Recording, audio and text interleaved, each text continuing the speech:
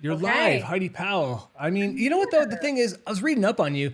This is probably nothing because you've been on actual like TV sets and you have had these big productions. So, what has been your big takeaway from how media has changed since you first got into the game? Since I first got into the game, man, I mean, we were kind of the tail end of network television and Hmm. the tail end of, I'm going to say feel good reality television. Like our show, Extreme Weight Loss, we showcase these amazing transformations from people. It was a full year in one person's life where we helped them lose half of their body weight. And it Mm. truly, it wasn't just about how you were moving your body and eating. It was about like the emotional weight that was holding them down. It was trauma. And we were giving them therapists. And really, Chris and I were like a transformation specialist is essentially a best friend who has exercise science knowledge, right? Yeah. And so that I think that was all feel good television and media. Instagram and Facebook was like brand new to me, and it wasn't that big of a deal. And it's like when our show ended in 2015, so it was 5 years on ABC. It was like a exponential rocket. I mean, it just a blast off with social media, and it like the networks and the way that I knew television do not exist. And now, if you're not showing up every single day or in some capacity in, I hate it sometimes, but a trendy way, you're not catching and hooking someone's attention, right? People Yeah. don't have the capacity to sit there and watch 2 hours, which our Hmm. episodes were 2 hours. It's like Yeah. you got to get them in 5 seconds. And if you don't, they're gone. Yeah. So that's really essentially how it shifted and changed. It's like, no matter what your profession is or how skilled you are, you essentially have to be an incredible marketer now to Yeah. stay in front of people. Who was your top 10 MySpace back in the day? Hey, so get this. I actually never had a MySpace. I never had a Oh, really? MySpace. I never had a Facebook. I didn't have an Instagram until I showed up on TV. And then our publicist is like, because it was kind of accidental that I got put on TV. Yeah. I was just behind the scenes help. And I hated the camera. So our publicist is like, you gotta get online. So my introduction to social media was truly like, okay, it's a business and you need to Mhm. show your life and your family, right? So that's all I know. MySpace never had it. Wow. So you Well, were behind the scenes. You weren't originally supposed to be on. How nuts is that? Like how quickly things can change for somebody. You're there doing your thing, and all of a sudden you're starring in the mm, show. Yeah, it was when I how it started, Chris and I were dating and I was essentially helping him clean up his life. I was like the manager of his life and he had this big massive dream to be the Ty Pennington of weight loss. Like that's what he would say. He'd say someday yeah. I want to be the Ty Pennington of weight loss. And so an opportunity came after some massive transformations that he had done. I was a trainer right out of high school. So I've always been a trainer, but Right. I'd never worked on massive transformations like he had.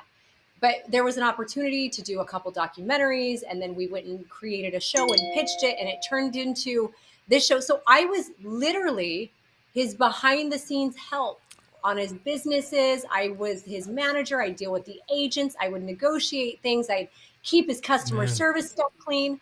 And then, yeah, like when the show started, he couldn't maintain 20 transformations at a time. So I quickly became the Arizona boot camp. People would fly to me. Oh. I would wake them up. I'd cut their chicken. I'd feed them. And then, yeah, after a season, the producers were like, this is awesome. Husband, wife, you're pregnant, you're having babies and you're doing all this. Let's bring you on. And it was very difficult though. Cause like the spotlight was highly uncomfortable for me. I wonder. And it How was do Sorry, you? Frank. Can I just ask one more thing as a follow up, and then Sure. I don't want to step on your toes here. But like, I was going to ask about. So when it goes from behind the scenes to being, essentially the co-star of it, yeah. is that tough in a relationship because it becomes like work and life kind of merge, right? Or was it okay because you were already involved in doing it? Um, so it was a little bit tough actually, because I think in any relationship, it's vital that you understand your roles, right? And you have a role and you feel like you're providing importance and value in the role that you have. And so to have my role was manager, and was having the baby. I was literally pregnant and popping out babies the whole time. And I had my 2 kids from a previous marriage. So to have that role of, I did the finances, I did the negotiating, I did the strategy, and Chris was the dreamer and the performer and the sciencey guy, to now have the network say, or the producers really say, okay, Heidi, we want you here. Like, okay, you had an eating disorder in the past. Let's talk about it in the news. Like, media, let's promote with that, because it came up in this episode. It definitely put a strain on the relationship, quite a bit, because suddenly his role maybe felt unimportant, or Yeah. like I had taken over everything. And so that was difficult for a while, and the When marriage you're didn't on, last. when oh, okay. Yeah, I did but not we know are that. good friends. Okay, Not to that's good. put a damper on things, but it was a thing where it was like, okay, it is a little bit, our worlds became too enmeshed and too hard. And it was like, we're great co-parents, but we've kind of split most of our business stuff. Okay. When you're on a show, or I know from when I was on doing infomercials, everything's taken care of for you. So you're going to like Fox to do a demonstration. You're going here, you have a PR person. They're like, okay, post this, put this up, do this. All right, we're going here. We're going to do a demonstration for the editors of magazines. Yeah. Now you go from that, from basically being told, well, this is what's going on, this is what's going to happen. I mean, you do have input, but now you're in a totally different realm where now you're posting on your Instagram, you're doing different things. How do you change the brand focus? How do you decide what you want to put up there? How do you figure out, like you were just talking about trends? Do you follow the trends? Do you follow your own trends?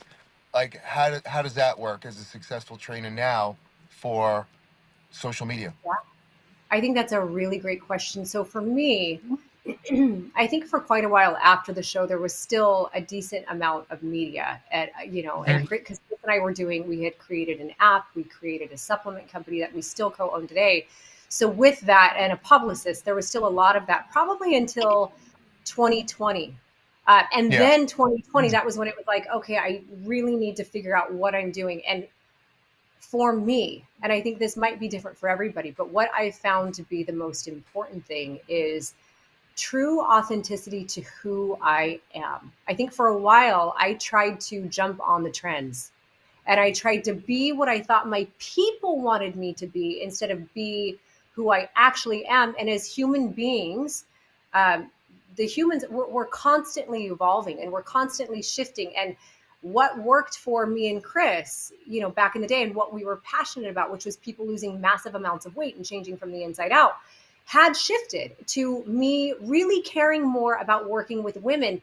Yet I was addressing my audience like I was addressing the people from the past, because I was like, I don't want to disappoint them. I don't want to let them down. And there finally came a point where I was like, no, I need to remember I'm evolving, which means my audience is also evolving. So if I want to keep people engaged, I have to show up authentically as I am. And for example, yes, it is diet and exercise and hypertrophy. Still, I went through a season of competing and getting my pro card, and they followed I along. And remember. also, it's not, it's not just that anymore. It's like, I recognize now wellness and health is so much more than what you eat and how you move. Those are important. But if you don't have sleep figured out, if you haven't figured out your mental health and your emotional health, all of these things, I mean, we were talking about cold plunging before we started, and I am a huge proponent of breath work. So it's like, I think it's important to allow my audience in on my journey. And as I see my own growth and I have personal experience that shifts me and changes me as a person, to let them in and teach them, that has been the thing that's kept me connected and kept me growing over the years. Nice. I totally get that part about evolving too, because it does, at times it can feel really uncomfortable and sad to quote unquote leave people behind as you're Sure. starting to become, understand more about who you are. And it's funny because sometimes I'm finding myself prioritizing things that take me away from people that I used to associate with because I know what I need to do and what I want to do to be a better person or a better dad or a better partner. So it's yeah, I get that, man. I just can't imagine though how difficult it must be to be in the spotlight to go through it.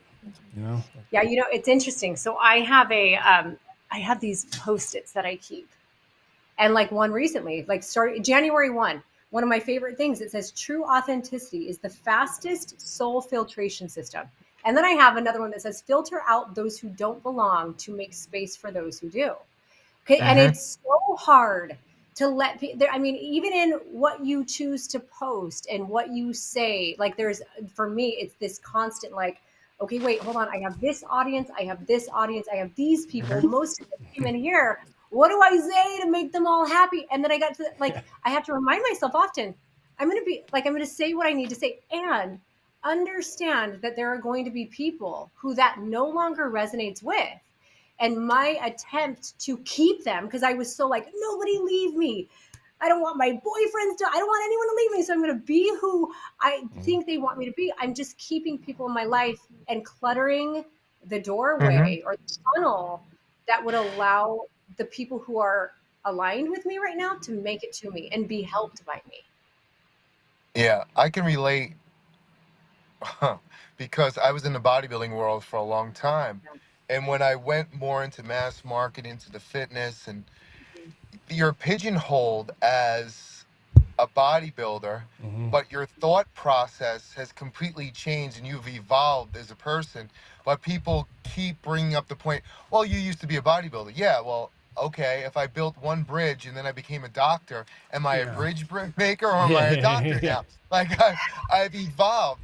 You take that and you use portions of that information or a lifestyle, whatever, into what you're doing, but you're going to leave some people behind. There's a hardcore bodybuilders you're not going to resonate with anymore. Now you're going to resonate more with women and this, but a lot of people can't do that. They don't evolve. They stay in the same lane and they do the same thing over and over. So I know, I'm sure there's certain people like, oh, you got your pro card. Oh, you're a bodybuilder. I don't want to be as big as that. And you have to explain to them like, I'm not a bodybuilder. I did a show and this is like, and you're like, why am I explaining this? Yeah. You know, like I gotta explain It's true. what am I doing here? Like, so I get it 100%. It's a very hard to evolve in this industry because you don't know if you're going to be accepted, and it's finding yourself too. Now you're finding yourself doing all these new things and different things, and you're on your own more, and it's like, oh, am I doing the right thing? Or it's very difficult. So I know how you feel. Yeah, and I've kind of gotten to the place too where I'm like, okay, I have whatever 700 and something thousand followers on Facebook, 500 and something on Instagram, and they're like, instead of trying to please, like, I feel like I better serve people if I give what I know I'm passionate about at the time, whether it's bridge Sure. building or pro cards or anything. Yeah. And Yeah. I just trust that, like, even if it's 10 people whose lives are dramatically changed by that one thing that I said, that is worth it over trying to be what the other 564,000 people want me to be, right? Can't make It's a lot of everybody happy. yeah. It's Yeah, a public life and a public brand it's a lot of pressure. And then you get to a point where you're like, screw it all. I'm going to be who I want to be. I'm not letting the pressure get to me. I think I be needed to you. hit 40. Look, Zach and I both, we do a lot of media. I mean, I since December, between all the things for the Olympia, Muscle and Fitness, Flex on my own, our own stuff, we're talking about 100 million, 200 million views of stuff. So it's like you go into a supermarket, you're like, hey, I saw your YouTube video where you were doing that prank. Or you'll go, or you'll like, oh, I saw you guys with Mike Tyson. Or I saw you Yeah. guys with some crazy trainer. Like, it's just, but we're not going to be everybody. Like, we're not going to be the same to everybody. Like, those three people are completely different Yes. that we'll be Yeah. doing. Like, we're backstage at the Olympia, and now we're doing the Boston Marathon. You know what I mean? Yes. So, like, Yeah. And then you're just goofing around. You get to be whoever you Exactly. are. Hey, that's but the what we message do. But the message is always the same: is embrace fitness as a lifestyle, live a healthy lifestyle. So, like carry that on whatever platforms we do, but you can't. I'm sure if you had a client, every client is different. You have to give them, a customized mental pitch as well as a physical. So, you know what I mean? Yeah, So you're it's, right. yeah. Yeah. Mm. Yep, you're right. So, Well, so the last night Frank and I were at this event. We'll give you an oh, the example of what we tonal. do. And Oh, I yeah, want to hear. so we were at this event. It was for Tonal. Like they came out with a new product, like for the first product I think in 10 years. So look, they Okay. were like, "All right, you guys get on there and start using it. Work out." We were like, "Well, we're not going to go work out. Like we just did a whole bunch of stuff, but we ended up cranking it all the way up as much as the resistance would go, and basically swinging like Tarzan back and forth. Like try. Yeah. That was our workout. Like we're not gonna, we were just there to have fun. Yeah. And I the love PR the company, tonal. everyone shared it. The PR company, Yeah, They the did? equipment company, everybody's yeah, sharing it. It's like, it's so funny. Well, You when you got to think have about fun. Yeah, when you think about like overall health, truly, and the benefits of laughing, you have to make space for play and fun in your life. I read this book. Have you guys ever read Essentialism? I've No. not. Okay, I think it's I'm gonna get the name. It might be Greg McEwen. I can't remember. It was a really great book, and I was such a for so many years just like a hustler, go getter. Like I would fill my schedule, and I still mostly do. I think when you're driven, you have a really hard time taking a break and playing. But the book laid out like why we absolutely 100% in order to be our most optimal version of ourselves in business or whatever it is, you actually have to create space for play and fun Mm-hmm. and laughter in your life because that's where the creativity goes. Like you guys are swinging on the tonal and you're Yeah. probably like, oh, like you're actually having fun and enjoying it. Yes. And it is where the ideas that like sit in your subconscious, they say, actually are able to come forward, but you have to give it space. So you did it for you, and I'm sure you did everyone watching a huge favor too. Hope so. I That's why actually we love the work well. tonal. That's why The we work tonal is well awesome. together.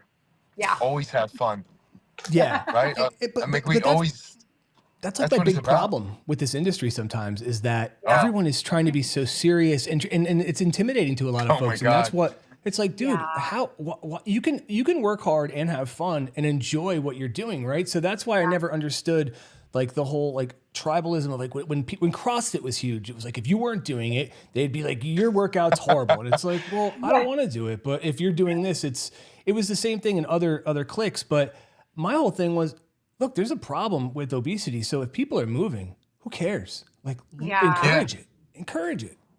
Yeah, I couldn't agree more. I think I've never really, I went through a period of my life where I was like, oh man, I don't really fit in with any of the groups because it was Hmm. like I would dabble in CrossFit, but I wasn't a huge CrossFit athlete. But that's what we Right. did forever, right? We would do our endurance with our peoples, but I wasn't an endurance athlete. And then I Hmm. started in bodybuilding and I got crushed at the beginning. So I wasn't a bodybuilder, which kind of created a drive. But I feel like I've kind of been in all the different realms and a message that I've always tried to bring to my audience is the whole idea of less is more. Like you don't have to be what you see Yes. Miss Fitness Olympia or Miss Figure Olympia. Like you don't have to be that to be inside of bodybuilding. You don't have to be Rich Froning to be inside of CrossFit or to even Hmm. compete. You can be an average human who signs up for a competition. But Yeah. because so much of what's showcased are these elite athletes in all of the sports, it becomes so intimidating to our audiences.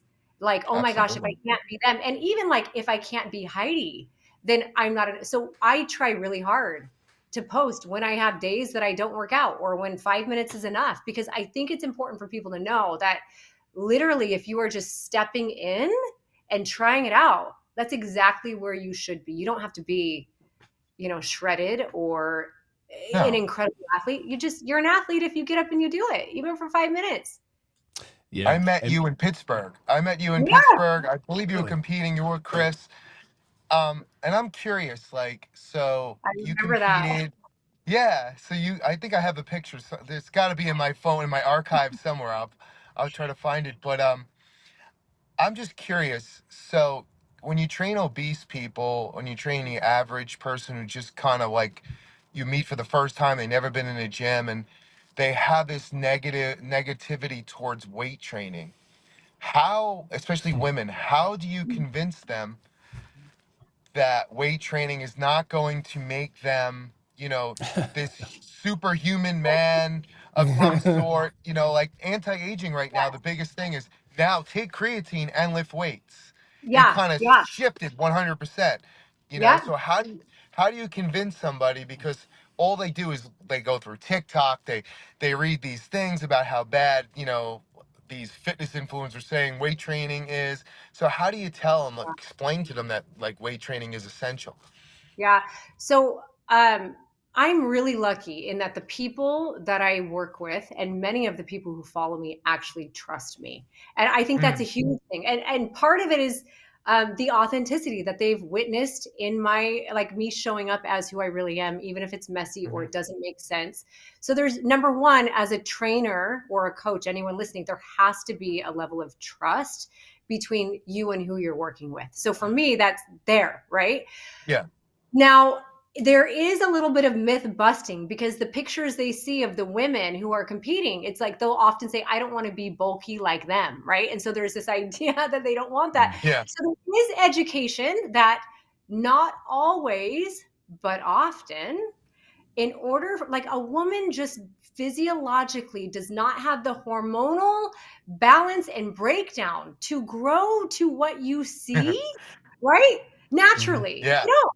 And and I mean, I think we all have seen a woman when you really lean out and shred down, your muscles look bigger than they actually are, right? So there's a lot of Oh, like for sure. trickery and lighting and the spray tan and whatever. So it's understanding that. And number two, I'm 42. And as a 42-year-old woman, I am so lucky that I got into bodybuilding when I did. I mean, I've always kind of been in it, but the way that I did, I love that kind of training. It's like I love going in and doing that. But as you age, a woman actually, and the science is all there, the research is there, a woman especially needs that resistance training for hormonal balancing. Hmm. We need it for our bone density. We need it for, there are so many things as we age that we actually need that resistance training for.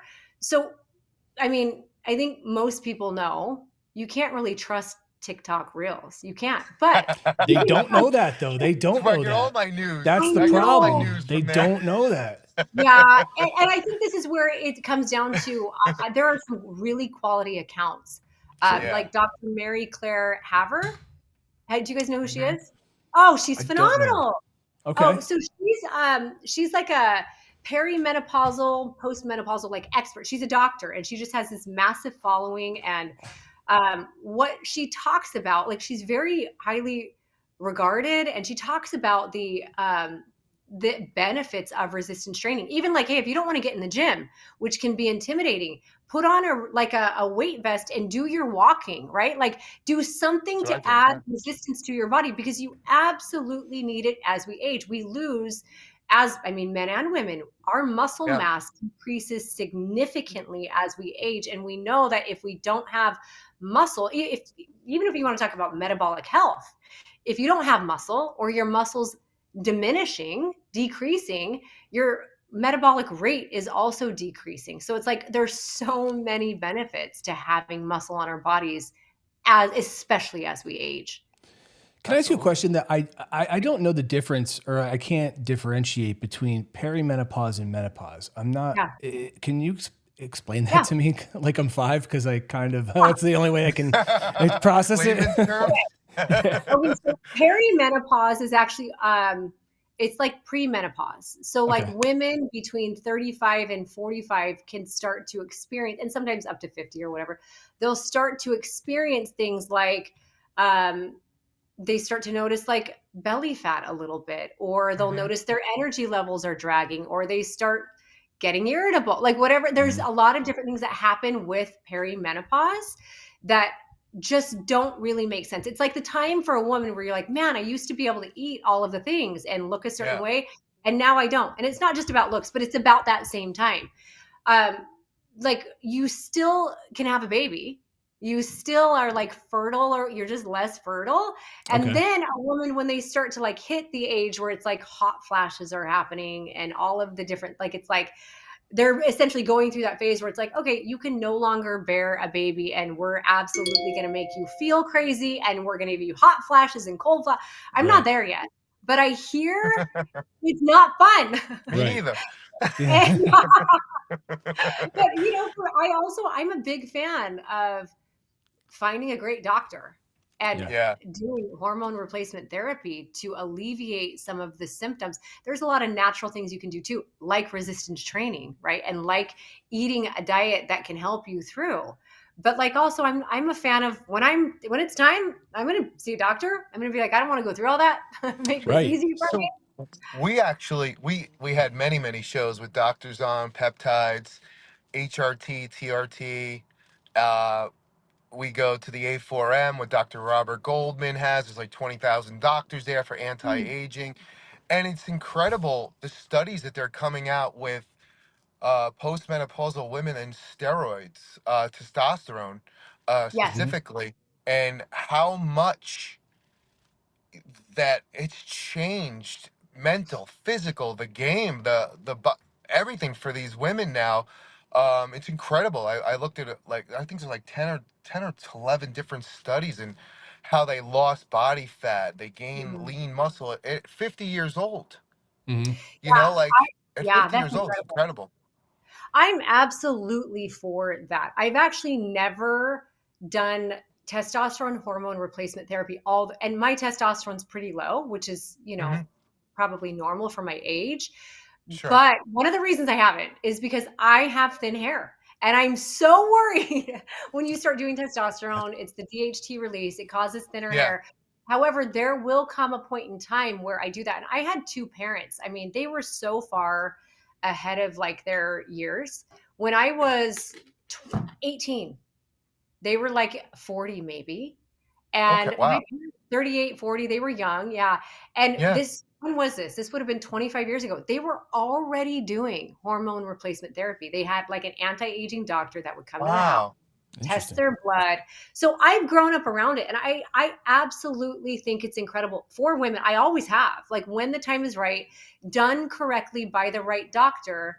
Now I would want to stay like, there's a normal range. I'm always going to want to, when I start, I'm going to want to be at the higher end of the normal range. But once you start going over that normal range and, because you can do testosterone and grow huge muscles and kind of treat it like a Sure. steroid, right? Sure. But when you're doing it just to balance yourself, to optimize how you feel, I think that's incredible. Yeah. But yeah.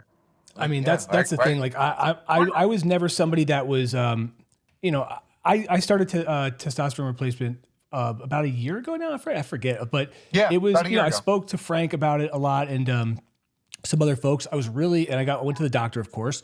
And I got to tell you, it's been a total life changer. Like I feel so much better. And it wasn't about aesthetics for me. It was about, I wasn't feeling good. I wasn't able to give my attention to my kids or my wife. I felt like I was just, I don't know, diminished, And it's not even that I'm taking that much. And that was, I think, the biggest thing for me was it's a small amount twice a week and the difference it's made. And that's why I always try to explain to people that, go to the doctor. Don't take my word for it. Absolutely. Yeah. But it can really help if you allow it to, and you're not just buying into all the stigmas.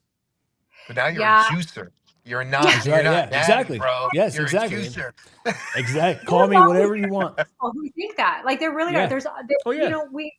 and that's kind of why you have to just get to the point where you're like, I don't really care what anyone says. Like, this is my life, and I'm going to make the choice that's best for me, irregardless of what they say.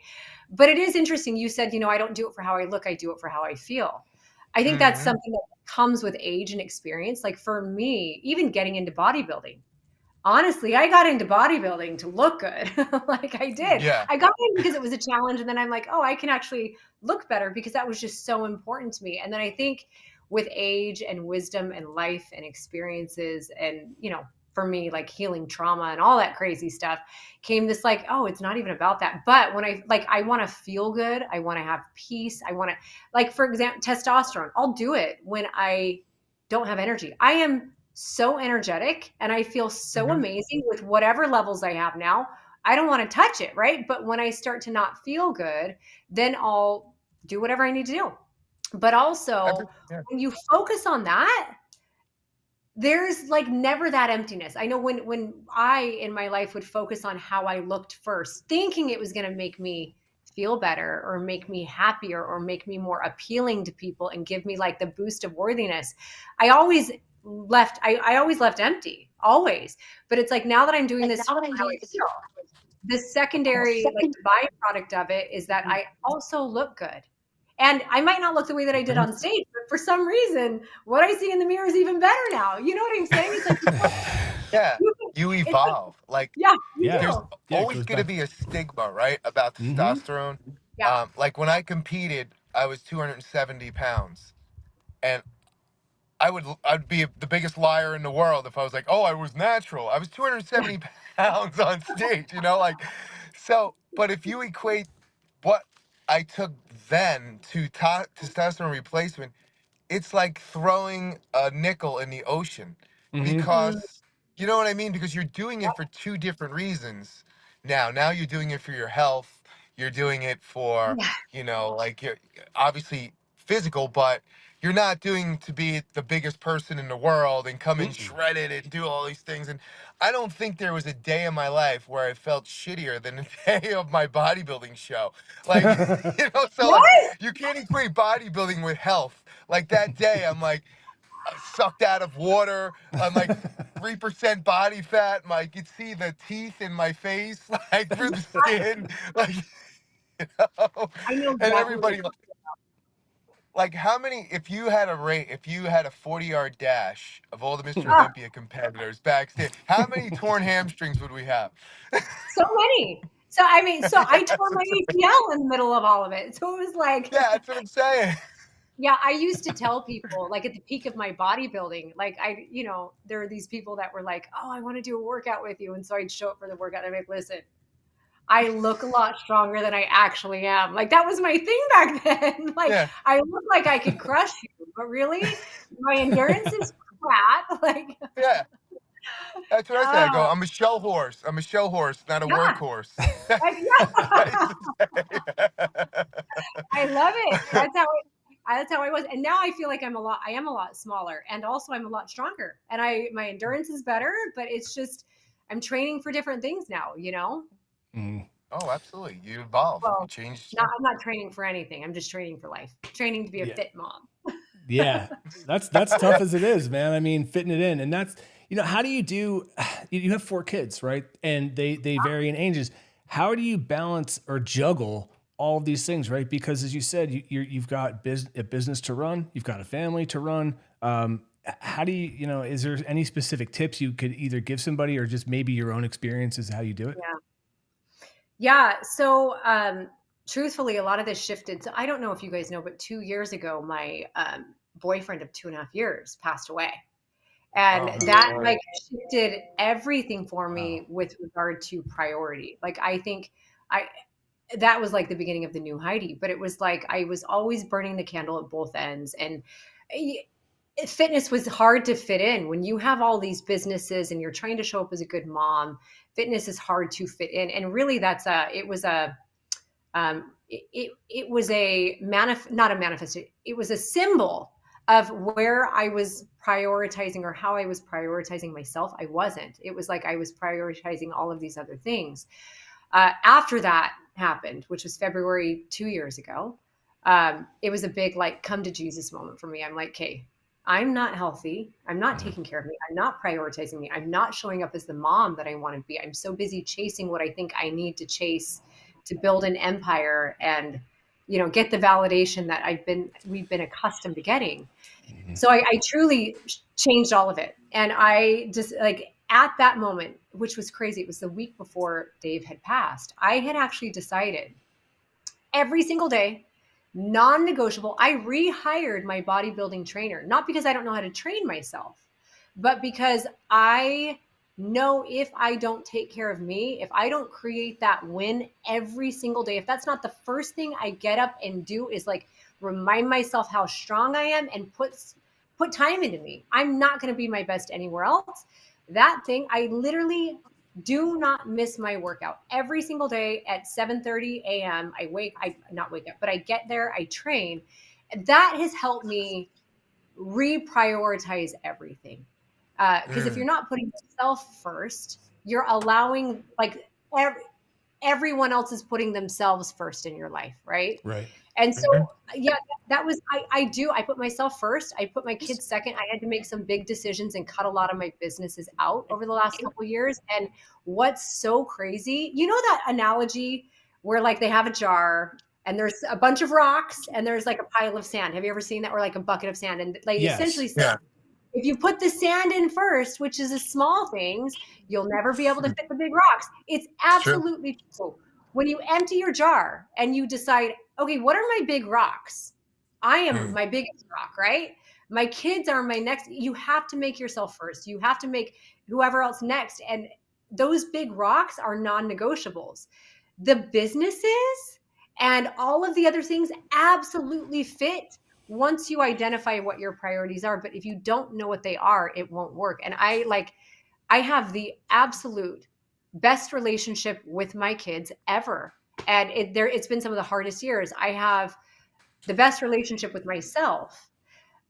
All the things that I thought were important back then aren't that important, and they're still working. So it truly wow. is a priority thing. Wow.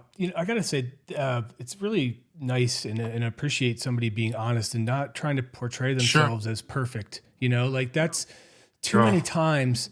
That's what people use their platforms to do, and it sucks because then everybody that's going through a tough time, which is everybody has that, they think it's abnormal. And to hear like that's some really heavy stuff that you were dealing with, and the fact that you were Absolutely. able to step back and figure it all out. I'm sure that was difficult in and of itself, Oh. but I don't know. It's just really, I would appreciate you sharing that. Thank you.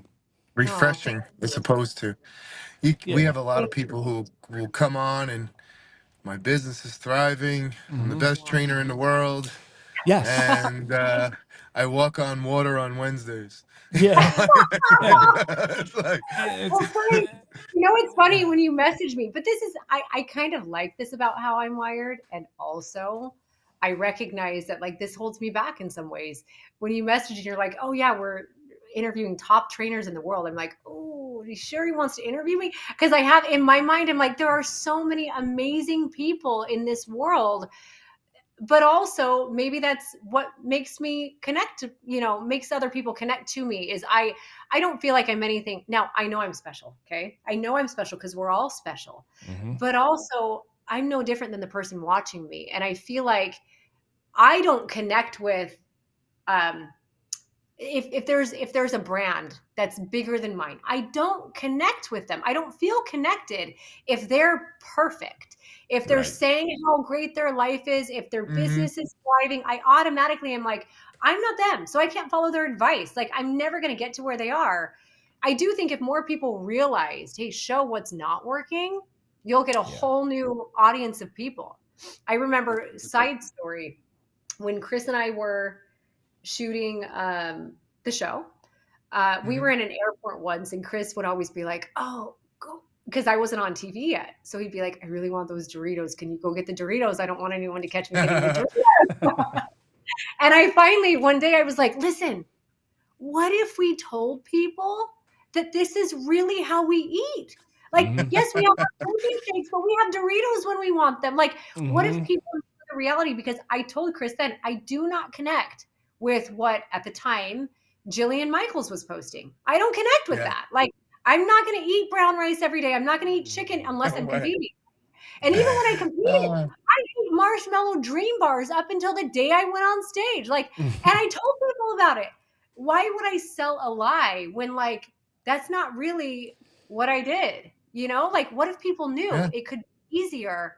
Like what if they Hmm. knew that we could mess up and we could fall and we could be imperfect and life could still be amazing? So Oh my God, I can't. This is hysterical because we just had this conversation. So I was shooting some stuff with two well-regarded trainers, and I walked in with Dunkin' Donut munchkins, and they were on the thing, and they're like, "I can't believe you're eating this." So if you know me, my trigger response was I started pelting them with the munchkins. I started throwing it at them. So it's like, and it's like, there's not a day that goes by that I don't eat some sort of chocolate. And people are like, how do you stay ripped like that? You must be on, I'm like, that, Exactly. I like I get it. chocolate. Yeah. This is my What do pumpkin you got? loaf I'm about to eat after we're Oh, is that the done. banana Yeah, loaf? exactly. No, this is pumpkin. Have you ever tried it? No, I I've just There's, had not. a, there's it's you know, delicious. I just had yeah. this. Wait, Yes. milk chocolate right here. I think I need to try I just that. had this. This is I had Seppi protein treat. Oh, well, that's the Seppi. Now, we just got into our 14th country today, so that's Oh, good. hey, congrats, man. Wait, hold on. That Is Thank you. that that was is that yours? That's mine. that's it. Yeah, That's Frank's. yeah. Yeah, I think I yeah. might have to try it. Where can I find them? Oh, Amazon.com, SeppiNutrition.com. So many retailers. Okay. GNC. There's a lot. Yeah. I'm gonna go look. I'll I'm not really good at like keeping up with things, so I'll go find it and I'll Yes. buy I'll it. send you some. Just DM me a mailing address and I'll send them to you. I'll pay you. Oh, that was an organic plug, by the way. Honestly, like we were just showing what we were eating. I literally just ate that because I missed lunch, and so that's what I had. That was my lunch. So I'll Good show for you you. what else did I have. Well, we're going to the Miami Beach Fitness Festival, so we're both dieting heavy. Oh, no, I'm not. we're I'm doing, not dying. apparently we're doing 6 days there and going on stage and what have you. But with your shirt it's off. so, You need to yeah. look jacked. I'm Is that wearing what an that is? Eskimo suit. I'm not doing that. I don't show skin. I can't. See, that's not something I could do. Especially when I'm standing next to Frank. Frank is like far bigger and taller and more handsome. So it's like I'm happy just to kind of do my thing and all stay in my relative. lane. It's my biker friend once told me, he goes, if you came to the clubhouse, they'd think you were disgusting. And he goes, and if I came to your neck of the woods, they would think I was disgusting. I'm like, he's not wrong. Fair enough. Fair enough. Different strokes for different folks. You It can't is. be It's true. everything for everybody. It That's is true. so true. It reminds me of the competing days. Like we literally would pick what Yeah. coast we would go on based on how we looked. We're like, okay, this is definitely, it is because one place really values one look and the other values another, and nothing is wrong. It's just be smart about where you place yourself. I was an IFBB Pro League judge for 19 years, an IFBB Pro League and NPC, and competitors would go into different shows to avoid certain judges because they thought the judges were looking for a specific look, and they're like, oh, this one Wow. doesn't go with as the hard Yeah. look. They go with more of a bigger look, and I'm like, no, they don't. Like, Wow. To they be go, totally it's honest, that's what we pretty did. much. Like I I did, did not know I that. think I did that show. I did a couple East Coast shows, right? The one I met you Yeah. at. I think I Yeah. did decent at that one. That wasn't the one that I won Pittsburgh. my pro. Yeah. Uh, I think I the got year second. before. Yeah, Yeah. that's great. I got second. But we actually ended up going West Coast because it was like, oh, this judge likes the Oh, All-American man. girl next door look. And guess what? I won a lot. I had a friend. She came in last place at the USA, which is in Vegas. And I went backstage. I didn't know her from a hole in the wall. And I went up to her. I'm like, "Why are you crying?" She's like, "Oh, I came in last place." Blah blah blah blah. And I said, "Oh, don't worry. I mean, even Ronnie Coleman came in last place. You keep at it." She went to the Universe in New Jersey the next year, and won her pro card. So Really? yeah, Lori Foreman was her name. Was she She's from was Las she Vegas. more of a muscular look? She's a bikini competitor. Okay. Yeah, because Bikini, yeah. I remember back then it was like I had a harder, more muscular look the year I met you. And so I Mhm. did better East Coast. I did. But then Huh. like when Oh, I would really? go West Coast, I didn't do well. The next year I had a softer look. And so we just stayed West Coast and I just did great. Zach, sounds like Interesting. somebody's coming back to the stage soon, I think. Oh, is that the rumor? She's putting feelers out there right I see what's now. Well, happening. you know what? Yeah, They came out with that new division, right? the fit model. Oh, that's right. Fit Yeah. model. Fit model. And it's kind of like Damien, my coach. Do you know Damien Segovia? Yeah. Yeah. Damien's like, it was explaining, he's like, a lot of people are kind of making fun of it right now. And he's like, it's going to be like everything. It's kind of like with Huge. wellness, with bikini. They make fun of it for a while, but like get serious about it because this is going to be the next, it's going to be bigger than bikini because it actually is going to be something that brings the everyday girl in. So you better believe I was like, hold on, I can do this one. I don't want to diet as hard as I was before, but like I can do this, if I want to tighten up for a couple weeks. Why It's a not? goal, yeah. It's a Listen, goal, cut out something to some of do, the yeah. dream, cut out of the dream bar every other day. You know? That's it. Well, for me, it's actually I need to add the dream bars in because my body thrives on carbs. When I'm eating what I need to eat to get to stage and look a certain way, that's a full-time job in and of itself. It's like to blow up the muscles. It's a lot of work. Look, we have our finger on the pulse. What's your official title, Zach? You're editor-in-chief of Muscle and Fitness? Is that your? Yeah, or So, chief, something like, that sounds about right. We did I the believe cover one? You did the cover of hers? No. Was it Muscle and Fitness? Chris and I did a Muscle and Fitness cover. Yeah, way back in the day. Yeah. Oh, we got to look it up. I will look it up. I will look it up. And then I did an oxygen one at the same time. I still have it on my wall in there. It's Oh, funny. no kidding. You know what? You were talking about Doritos before. I was on Ocean Drive at News Cafe, and I was eating fondue, chocolate fondue, dipping different like cakes in it, and I'm eating it. And I was on the cover of like 6 magazines on the newsstand at the time, and 2 competitors came by, and they're like, "Oh my God, what are you eating?" I was like, Isn't it great? "What? This This is is how I eat." Yes. I wasn't even using the toothpicks. I was sticking my hand, licking the chocolate off my fingers. I'm like, what? Frank, I love it. I love how real you are. But that's funny though. Like, Zach, we were talking about the fit model thing the other day. We had a competitor on here, and she was like, "Oh, I think this is bad because there's a natural division now. There's a fit model division, and I'm natural, and I'm going into the regular division, and I'm competing against them." And I'm like, "You're too concerned about the perception that people have about you in natural. Just compete." And then someone wrote on her Instagram in a comment, they're like, "You'd be perfect for the new fit model." And she's like, "I don't think so because I have too much muscle." And I was like, woo, like you're never going to make everybody happy in the perception of it. It's like, go in and see what happens. Do your best. Like, stop with the why. You're already setting yourself up for an excuse of why you're not winning, instead of enjoying the ride of actually doing it. Absolutely. That's it. Hold on. That's another, let me find it. Another one of my post-it reminders. Don't take yourself so damn seriously. Like that is there. Yeah. And that's exactly, I think I've gone through phases of my life where it's like you pre-qualify by saying, well, these girls are all doing this and I'm not doing it.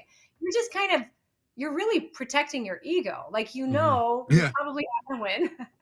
And that hurts because we all have these core wounds that are like, we don't want to be abandoned. We don't want to be rejected. We don't want to not be enough or whatever it is. And so it's like, hold on though. Like, before I go in, I want you to know this and this and this. These girls have, and I did that. And the reality is it doesn't really matter. I actually think the fit model division is genius. And I think it's awesome because for me, as a true fitness professional, I want as many people to feel comfortable setting these BHAGs, big, hairy, audacious goals as possible. And when you have these positions with women who are, it's like so muscular, no one's going to step foot into that arena. But you want to make the MPC and the IFBB even bigger, open up a division that's like, oh, wait, hold on. I just need to look like that. Hold on. She looks like something I could do. And then it's like, once you give someone an entry point, like a gateway drug, if you will, like you get their foot in the door. It's like, that's where it's like, oh man, if I can do this, what else can I do? So I think there's room for everybody. I love it. Dude, it makes sense from a business standpoint, from a marketing standpoint. Like you said, you want everyday people to not feel excluded and to want them to come in. Yeah, of course, they're not going to look like like the women's bodybuilders, right? That's a specific division. Like that's what they do. Hmm. But if they want to, if there's a division where it's not as you said, like you don't have to diet as hard, maybe you're not going to get as big. Why not? It's a goal. Go for it. As I said, like, it's people that Right. want to have a goal that are going to exercise and move. Have at it. Yeah. Yes. Why does it Not, bother so many people? I don't Why know, does it man. bother? Why does it bother so many people? Like, what does it matter? Like, you do you. Go into Mhm. this. Like, I'm not That's it. telling you to go into women's bodybuilding, bikini. Do what's right for you. But so many people have problems. That's when you got to stay off social media yeah. and just kind of like, I don't know, take up some sort of meditation or what have you to center yourself. Because Take if your you go on PMS there, like, pills, whatever. go to No, church, do whatever you got to do. it's true.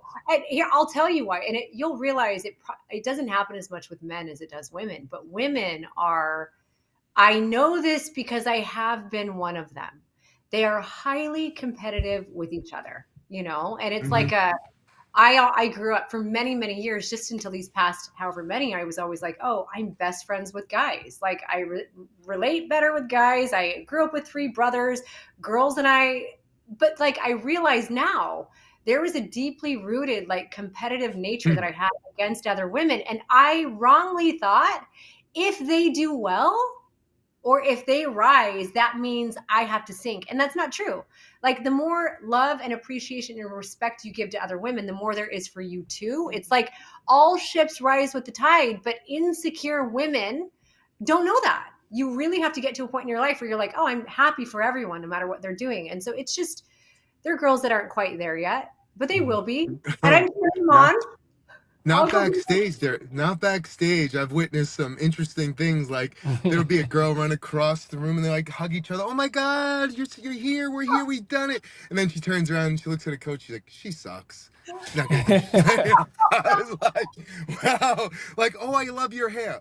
Oh my God, look at those extensions are horrible. I'm like, you sit back and you're like, it's hysterical how phony they no, are. A lot of yeah, them.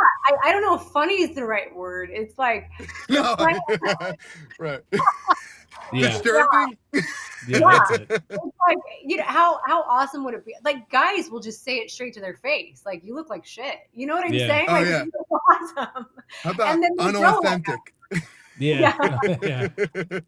Yeah. Yeah, guys are brutal. Like, yeah, it was like the old pumping iron when Arnold's like, "Oh, you should have waited another 6 weeks, and then you'd be ready for the show." Like, but yeah, it's brutal back there. Yeah. Like, but look, anybody that steps on stage to me has a lot of courage because you're Absolutely. judged on every part of your body.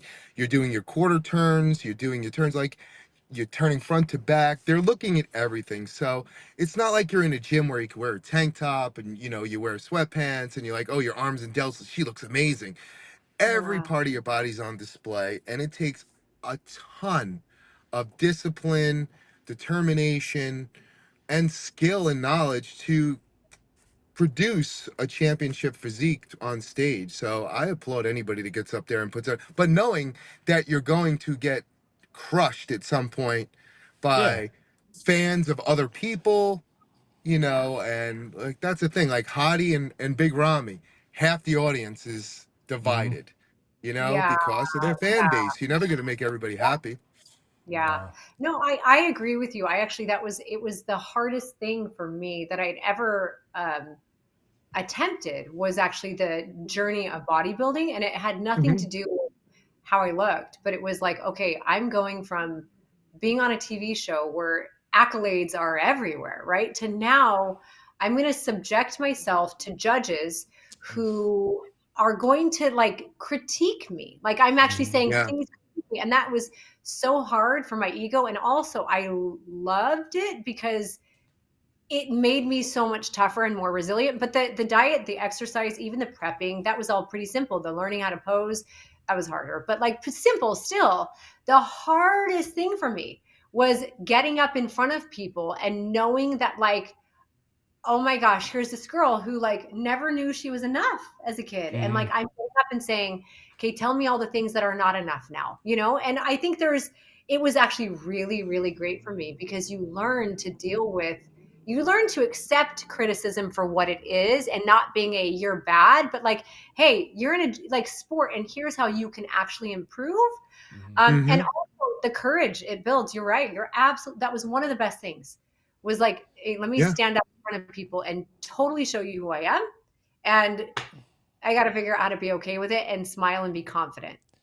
It was That's awesome. where you grow. So, yeah. You grow when you're uncomfortable, right? Absolutely. And putting yourselves in uncomfortable situations, and out of your comfort zone is where you learn. That's where I learn about myself. That's why I do some events that put me in these situations as well. I'm not a competitor. I don't get on stage, but same thing, right? It's like, that's why sometimes when I think about something I don't want to do, I'm like, maybe I should do it. Maybe I should try it.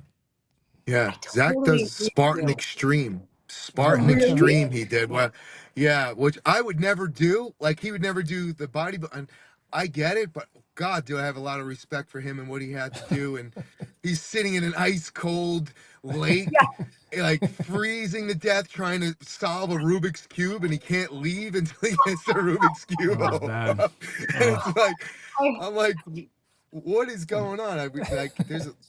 It's a lot. It's just as much mental as it is physical. And I'm like, Yeah. I know my limitations. Like I would never make it on Survivor. I'd be starving in 2 hours and probably kill somebody to get their chocolate bar or whatever. But I'm like, I can't. I love his resolve. It was like, wow, this is amazing. I know I can't do it. So, and that's like going to a bodybuilding show. Not everybody wants to be a bodybuilder, but like you said, they want to go on stage. I don't want to be this big Mr. Olympia guy, but maybe I'll go into the men's physique, or I Yeah. don't want to be this women's bodybuilder. Maybe I'll go into the fit model. So I think it's cool. That's something for everyone. I see an opportunity. Frank, you saying I can't do this. I'm like, wait, hold on. Maybe Frank needs to do that. And maybe No. Zach needs No. to show. Because listen, the things Heidi, we want to do the least are the things we do the most, you guys. Come Heidi, on. I don't want to be hungry, and I don't want to be those. Yeah. He Those made that are my- abundantly clear. Have you ever cold plunged before in your life? They offered me $12,000 cold plunges for free. I have 365 sessions to this other company that for free, and I will not even take it. I don't Yeah. want to be cold. Wait. Okay, like I feel like I need to fly to you and make you cold plunge now because Oh, You gonna baptize me? yeah. Put me I in the mean, water. it's gonna it'd be a rough wrestling match there because he's definitely not doing it. I mean, and he called me. He goes, "I was offered this cold plunge thing." I looked at it. I'm like, "Dude, this is crazy expensive." He's like, "Yeah, I'm not doing it. You want it?" I'm like, this is too much for me. Even I'm like, this is a lot. I do cold plunge, but I'm like, wow, not doing it. Yeah. I feel like you just need to get it over with just once. Have you done it once? No, What? but I have. Look, I had a saltwater swimming pool, and when it was under 70, I wouldn't go in it, so I got to eat.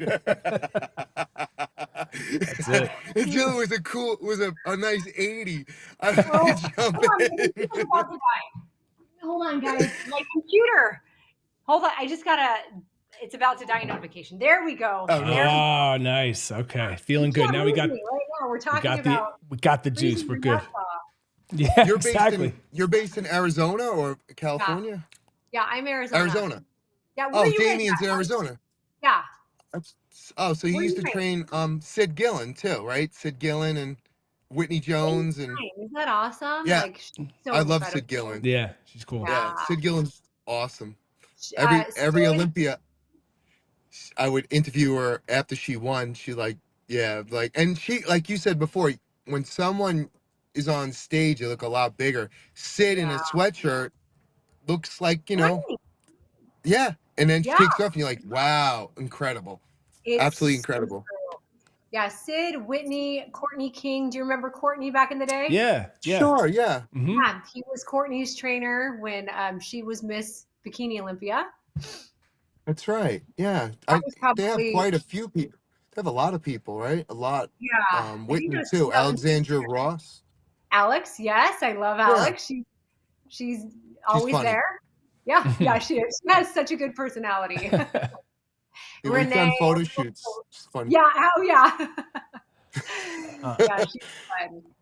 I am gonna actually have to wrap this up Jump off? because I got to get my All right. kids. I have to get them from Oh, school. no. I have to know. Oh, my kids are 4 and 6. Oh. So And yeah, and yours? I'm in Jersey, so in Frankson, Long Island. So you were asking me Okay. that. Frank, do you have kids or no? I have a 16-year-old son. Oh, so you're Yeah. kind of where I am. Yeah, pretty much. But He's gonna be 17 in April, so I'll be oh, crying soon. So yeah, you will. You're gonna be an empty yeah. nester pretty soon. Well, And I'm this is already an empty nest. I'm also divorced, so I'm on Okay. the other Okay. side. Yeah. Yeah, so It makes it my nice, nest is empty. actually, in a lot of My ways. nest is quiet, Yeah. which is nice.